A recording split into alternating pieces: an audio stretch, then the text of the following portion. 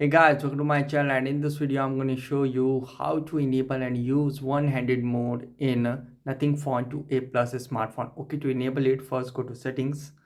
Okay, now in settings, scroll down to the bottom, and here you can see system. If we go in system, so here you can see gestures. Tap on gestures, so you can see one-handed mode. Tap on it, so you can see pull down the top half of your screen, so that's easier to reach with one hand. Here you can see, simply tap over there to enable one-handed mode. As you can see, one-handed mode added to quick settings. Swipe down to turn it on or off at any time.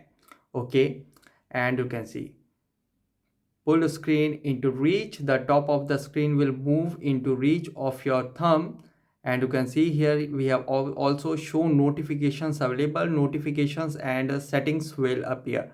So simply scroll down like this to go in one-handed mode. As you can see, currently it is in one-handed mode. You can see using one-handed mode. Scroll down like this to go in one-handed mode, and if we tap outside, it will again go in full screen mode. You can see, so just simply pull down like this to go in one-handed mode. You can see currently it is in one-handed mode, and tap outside to again go in full screen mode.